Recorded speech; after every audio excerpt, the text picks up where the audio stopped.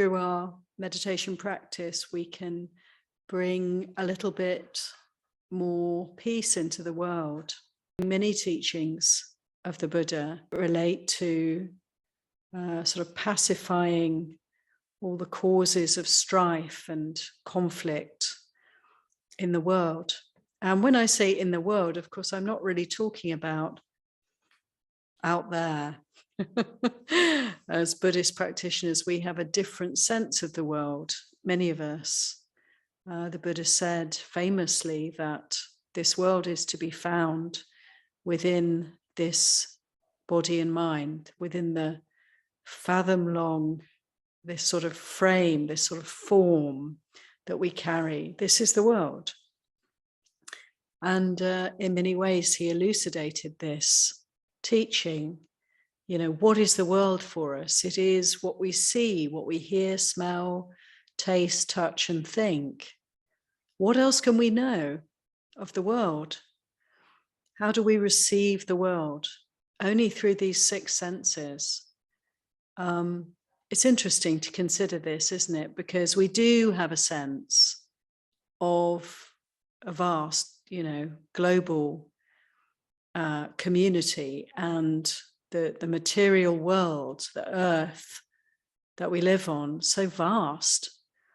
There's so much going on. It's inconceivable for our little minds to be able to encompass, all the happenings of this world. The gods perhaps can do this. They have that kind of ability to perceive, to comprehend, to take in huge amounts of information. But for us, it's this is a concept. The world is a concept, the external world, geography and so forth. It's all concepts in our minds, isn't it? And we can only be in one place at a time.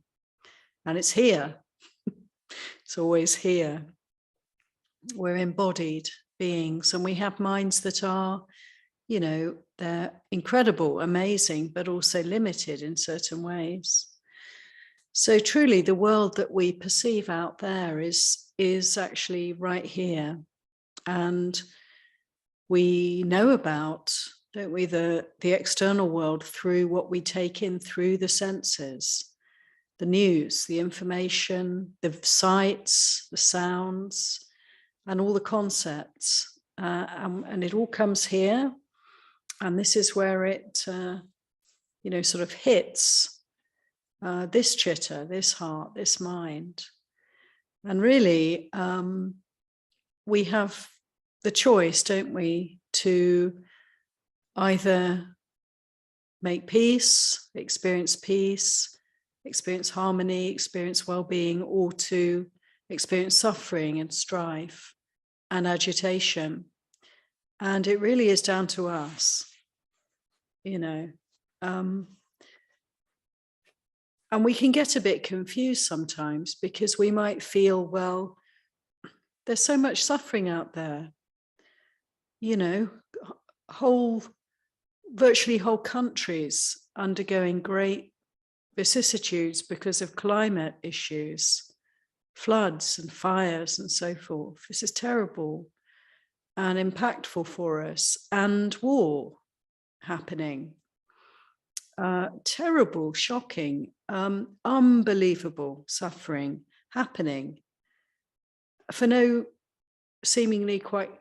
good reason when it comes to human-made suffering on such a vast scale. We can feel very impacted by this, perhaps even more impacted in a way, because it's not necessary. We feel, well, it's in our hands to some extent. Some forms of suffering are, yes, created by us, by human beings. But whatever the cause, and actually the climate issues, we could say also, oh gosh, we humans, we're creating all of this. And we can feel very, very perhaps guilty, perhaps responsible, perhaps involved in all of these causes of strife and distress, despair and suffering. And we can get confused into thinking that we should suffer because there's so much suffering in the world. To me, that's a very reasonable kind of confusion. How can I be happy? How can I be at peace when there's so much that's not happy and peaceful in the human realm, in the animal realm, all around me? But actually, the Buddha is very clear in his teachings. It's really important for us to take responsibility for the happiness and peace that we can allow, that we can bring in to the world.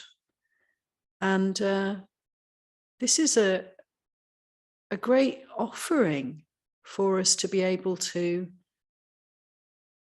not add to the suffering of samsara, not add more agitation, more upset and more despair to what is already suffering, but actually to bring in well-being, to bring in peace. And it's not the same as ignoring or indifference, turning away from the world. Not at all. It's a real call. The Buddha's teaching and this path of practice is a real call for us to actually open up, be present, be aware of what's happening in the world, and to accept, make peace with, understand through investigation what's actually happening here. And we have certain choices, don't we? We can choose, how much news to take in, how much to be connecting to the wider field of events. And I really feel that, this choice is one that we can apply wisdom to, apply our discernment, apply the precepts to this choice that we can make about how much we take in of the world around us. And let's notice, when we hear painful, difficult, upsetting news, what's happening then right here? And the Christians practice this very beautiful practice they call intercession, which I'm sure many of you have heard of, to be very conscious, very open and very aware of what's happening around, and to bring it into the life of prayer, to pray for those who are in distress, to dedicate to those who are in need of support, of help. And the sense is that this way of sharing and praying and wishing well has a tremendous power.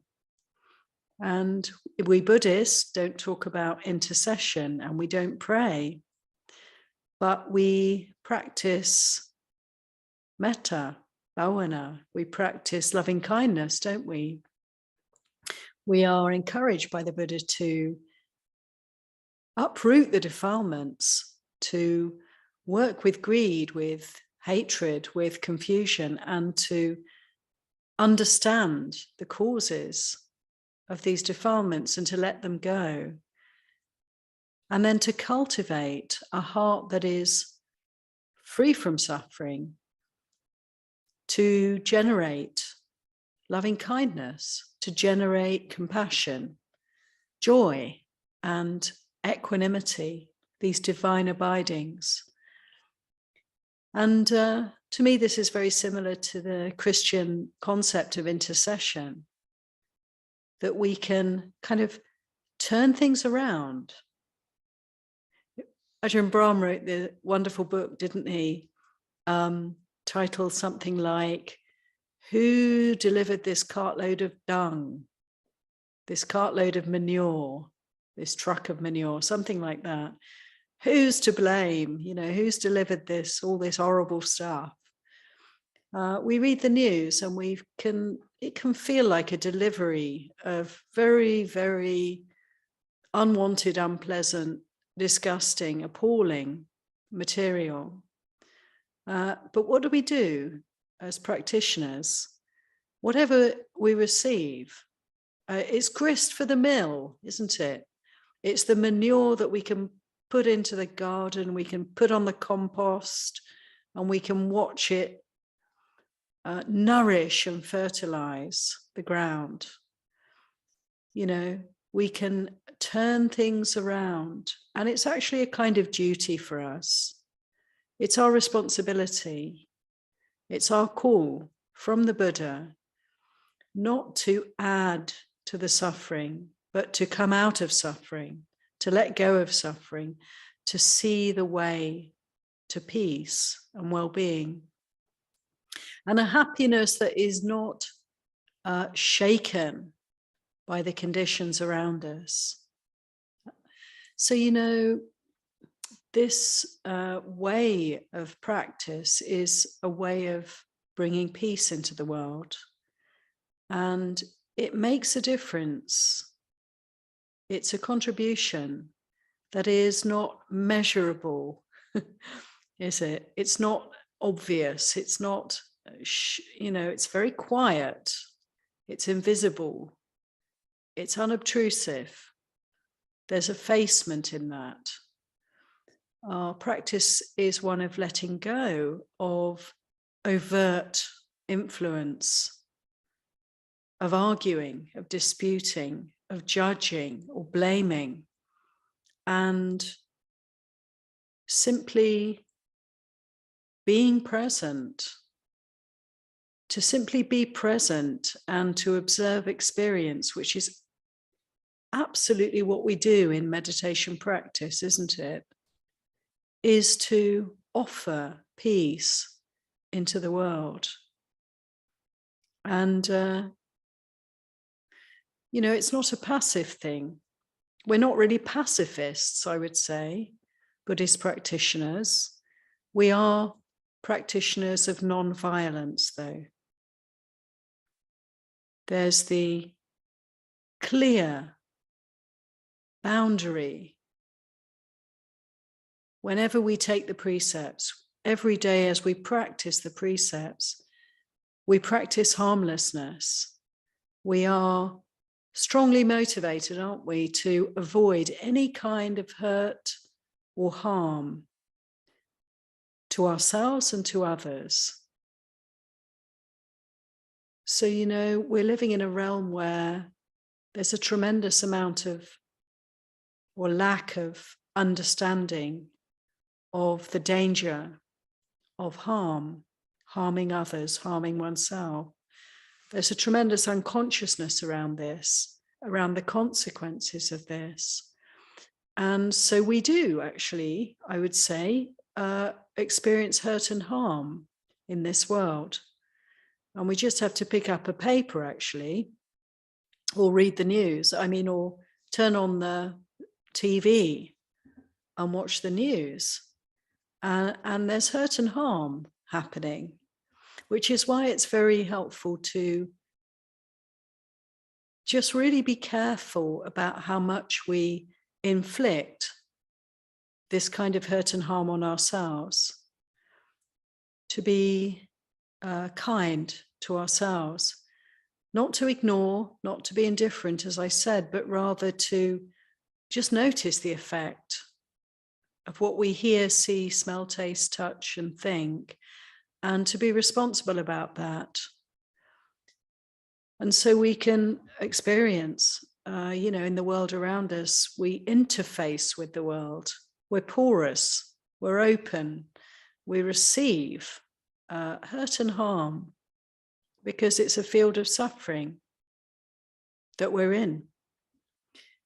And how to work with that. How to be able to let the suffering stop right here. How not to create any more pain and strife than what's already in the field. And this is a work. This is a work of intercession, to be able to take responsibility for our suffering, for the suffering here. Whatever comes in through the six senses becomes part of our world. Can we investigate this world and uproot and let go of all the causes of suffering that are here? And of course, as we know, and we can begin to really experience and understand from the Lord Buddha, there is no self, there is no personal, there is no separate, there is no segregated piece of the world here that I can say is me or mine, that is myself. This is the truth. And so there is no separation between what's going on in the wider field and this experience right here. That's how porous we are. That's how much we're part of samsara. And let us learn, from every experience, from every thing that we receive, everything that bubbles up within, every reaction to what we hear, see, smell, taste, touch, and think. Every time we are affected, every time we can experience any kind of aversion or desire, pull towards or push away from anything, this is our opportunity to bring a little bit more peace into the world, to let go of suffering. And we've been very interested here at Dhammadharani to investigate the causes of strife and conflict that we can experience directly ourselves in our lives. The times that we have a quarrel with someone, or we have an issue with someone or something. We have, in short, some kind of reactivity, some kind of liking or rather disliking that comes up for us. We can say we're triggered by something. There's heat, there's reactivity. We have a problem. Every time that happens, we can get really interested in that, because this is our most direct way of bringing peace into the world. When there's something here that's threatened or that's undermined, a sense of things not being quite right, a sense maybe of needing to put things right, wanting to do something to sort it out, and so forth. And these energies can be very compelling, but always, as practitioners, as followers of the Buddha's teachings, we want to, rather than allowing ourselves to get caught up in whatever energy it is that's flowing within us, we want to be very still within, don't we? Become very still and really pay attention to that which is not at peace, that which is agitated, that which is reactive, that which wants to do something, to put it right, to change things, to, in a way, interfere with the way things are. And again, I'm not saying we should sit around doing nothing and be completely passive and not contribute in action sometimes in the world. Not at all. I'm not saying that. What I'm saying is that when we have reactivity in the heart, this is not a time to act. This is not a time to allow that momentum to move into speech or action. No, this is the time to be still and to observe and investigate the suffering. And it's a great opportunity, isn't it, to develop wisdom, to develop restraint, to develop patience. We need to notice when we're not at peace, and we need to address that as an urgent priority. Nothing else is more important. And only when we have made peace, and there's the stillness within, there's the coolness, there's the non-reactivity, which we know the flavor, the taste of this equanimity. Only when that is our state of being can we actually speak and act in a way that's going to provide some benefit. And isn't the sense then at such times, it's not really like there's anybody there. It's just right action, right speech are possible. So our work of peacemaking, our work of avoiding conflict is a really kind of imminent, constant, continuous work. Because until we're arahants, until we're fully liberated, we will be reacting. We will experience liking and disliking. We will experience a sense of something here that has a relationship with something out there. And it's all good. It's all very fine, because this is our way. This is our path. This is our opportunity to continue to purify the heart. It's through the suffering, isn't it? It's through the sense of unease that we can actually move toward greater peace and happiness. And we've been investigating conflict. We've been investigating the sources of conflict in community, in our own lives, where peace is directly, you could say, threatened or shattered or uprooted by some kind of reactivity, some kind of problem. And it's very interesting to take in all the Buddha's teachings around the causes of strife. And I'm really struck actually by so many suttas where it's very clear that the Buddha is pointing to views and opinions, the mind that judges as the cause of all the strife in this world. And what brings in this kind of energy for us? Investigating more deeply, elucidating more clearly, the Buddha tells us it's because of wanting and not wanting that all the strife in the world comes about.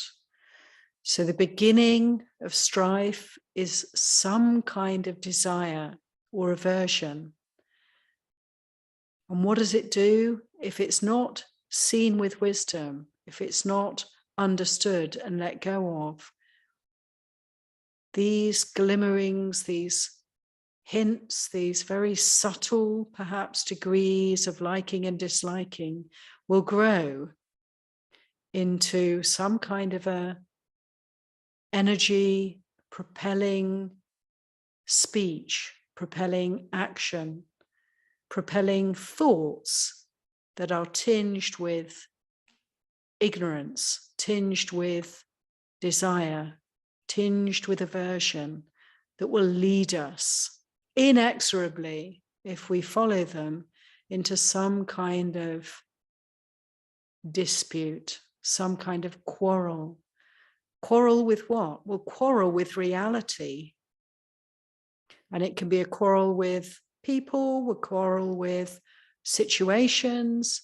We can even get mad at objects, can't we? Get mad with objects and throw them around. It can, project onto anything at all.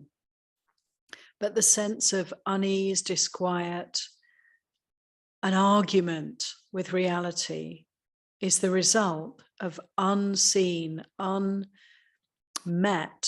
not understood desire or aversion or confusion. So our job is so clear to us, really, from the teachings of the Buddha. Our job is to be very sharp, very alert, very vigilant, and to notice the beginning of any kind of wanting at all, any kind of not wanting at all, to see and catch and kind of prune it as soon as we can, as quickly as we can. Because we can appreciate, can't we, as practitioners, that these qualities of unpeacefulness, the qualities of having some kind of argument, having some kind of conflict, having some kind of disquiet in the mind, in the heart, are ubiquitous. Until we're arahants, we all have to deal with the causes of conflict, the causes of strife. We're not different from others, people who are fighting over there or, grabbing what they can over here. We're not different. We're maybe, could say, if we have all the resources that we need, easily accessible, we're much more liable to be peaceful and to look across at places where there's a lack, there's a survival struggle going on, and feel, somehow different from people who are fighting, struggling and striving to get their share, to get their peace, to get enough to survive. But of course, if we strip away all the supports, the wealth and the privilege, then we really get a chance to see human nature and what we're dealing with, and how very challenging it can be for us all when we're under stress, when we're hungry, when we're thirsty, when we don't have some space just to be. So it's very humbling, really, isn't it, to see that, we all have these drives, this potential to rise up and create harm, unless we're very careful. And it's interesting how even when we have very privileged lives and we're not really struggling on a basic level to survive, we still have suffering. We have the luxury, actually, don't we, of seeing how we suffer in so many other ways. And we can pay attention to that. And all our efforts can be directed towards making peace, being willing to observe suffering and not act on it, and not be driven by it, not be duped by it, into creating more of it, letting it stop right here. This is really our great opportunity. There's a beautiful sutta in Majjhima Nikaya that I'm looking at the moment. It's called Potalya Sutta, and it's Majjhima number 54, I think. It's a conversation between the Buddha and an elderly gentleman called Potalya. And Potalya is a man who has lived a very full life. He's been successful. He's come to sort of retirement age. And he's done a great thing. He's given up all his wealth. He's given it away already to his children.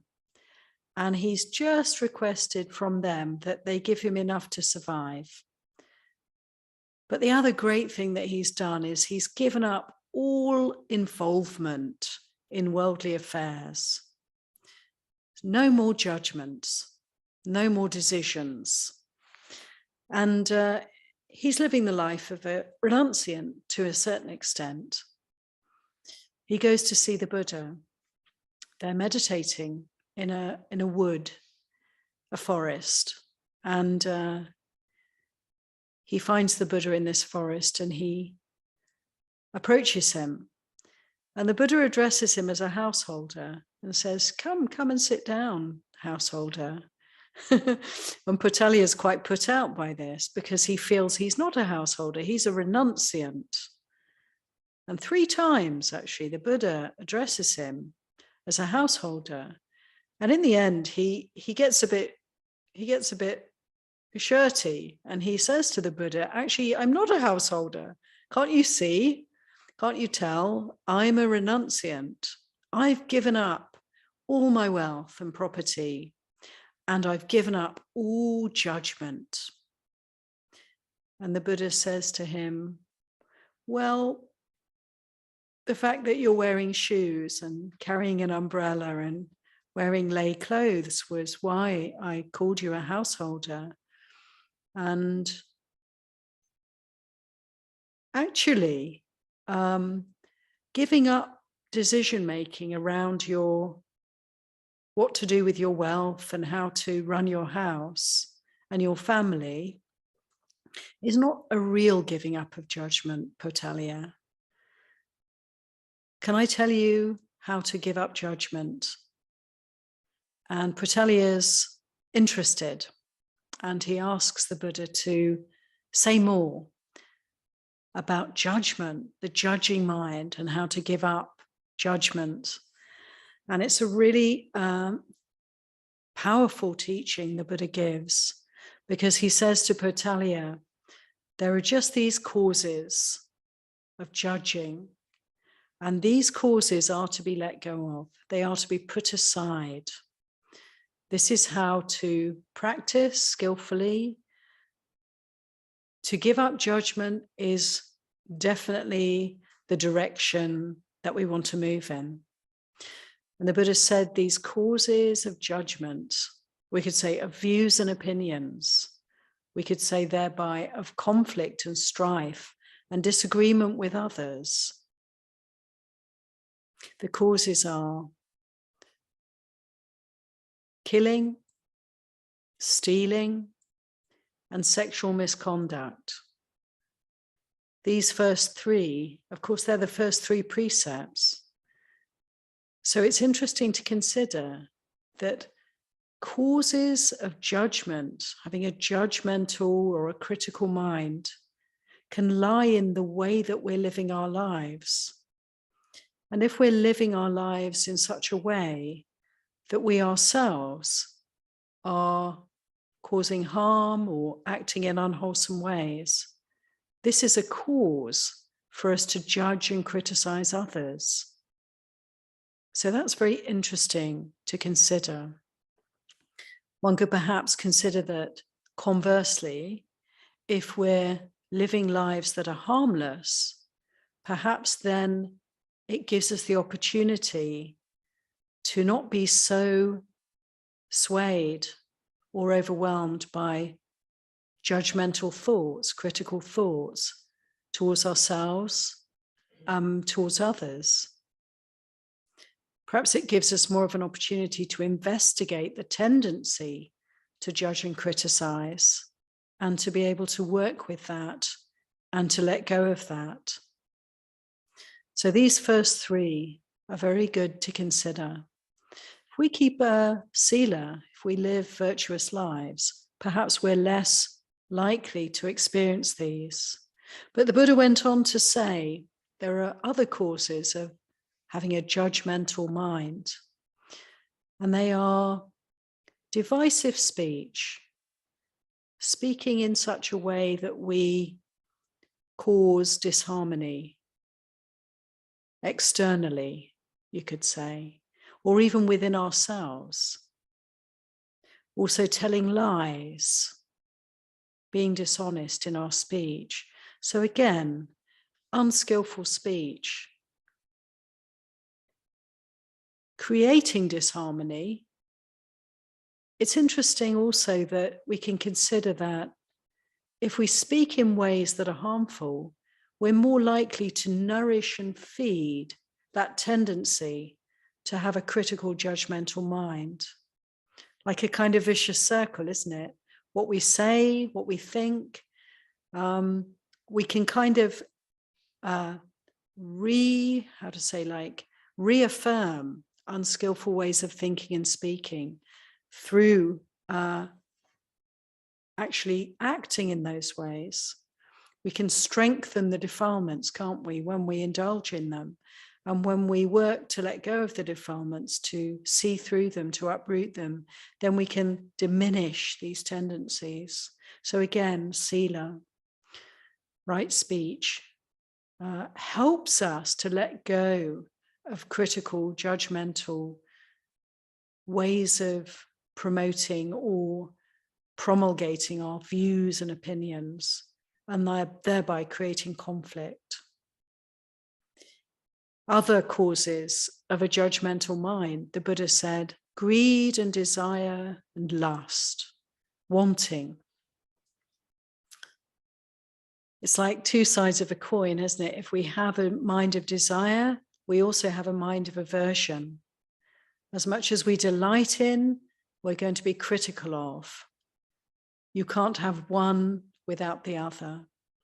So it's very important and often spoken of by the Buddha, this understanding that greed and desire are causes of conflict, both directly and also indirectly.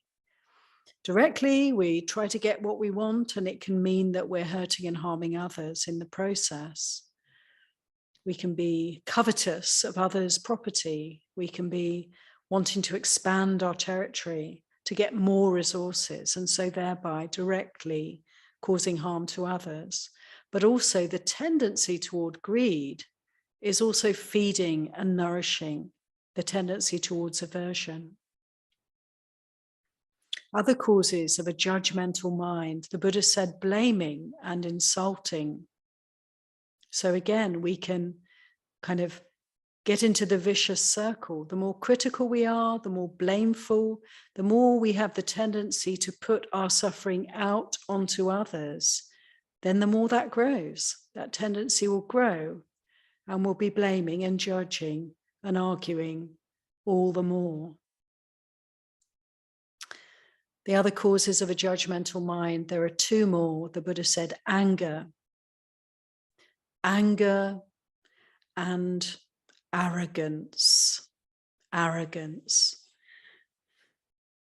And there's so much I could say, but there's also, only so many words and time is short. But I'd like to invite you to consider these two.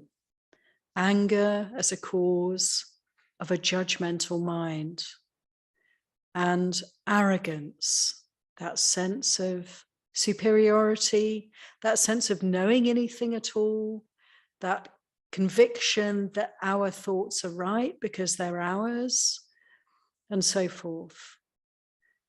And the Buddha went on in this simile to speak very clearly in a number of similes that you'll all be familiar with about the dangers of sense desire. And he's really pointing to the fact that this is the root of all those 8 causes of judgment. We need to go deeper, look beyond the anger, the arrogance, the blaming and insulting. Look beyond the judgmental mind, beyond the tendency to act in harmful ways and not keep precepts. Look beyond all of that, and what do we find? We find the roots of all this suffering, wanting and not wanting. And so the Buddha spoke about the similes for sense desire. I won't go into them now, but just very briefly touch upon the comparison the Buddha made between sense desire and a dog chewing at a piece of old bone, trying to get nourishment out of it. Impossible to get nourishment out of this old bone. A crow with a piece of meat, trying to keep it for itself. And what happens? All the other birds come along and peck at it and attack it until it has to drop that piece of meat. Sense desire like a grass torch standing in the wind, blowing the flames onto us, like a pit of coals being dragged along to be fried on the pit of coals, the tree laden with fruit that will be enticing to so many others that we may climb the tree to get the fruit. And what will happen? Somebody down below will start chopping it down. All these similes and more, really bringing home for us the danger, the strife, the fear, the trepidation in sense desire. So we can just consider this and note that the Buddha, in many other suttas as well, spoke about conflict as being rooted in wanting, in desire. And let's be very vigilant. Let's be very attentive. Let's see whenever there's an inclination towards wanting or not wanting, towards leaning into or leaning away from what simply is. See how quickly we can catch our minds before they go off, before they exaggerate, before they move into defilements. Let's see how quickly we can notice what's happening and simply be aware, breathing deep, feeling that sense of unease, observing it until it passes away. And we've been able to, yet again, gladly bring a little bit more peace into the world. So I want to wish you all well with your practice. I hope these words can be of some benefit. Ewan. Annamayandamapitaya sadhu karanda dhamase sadhu sadhu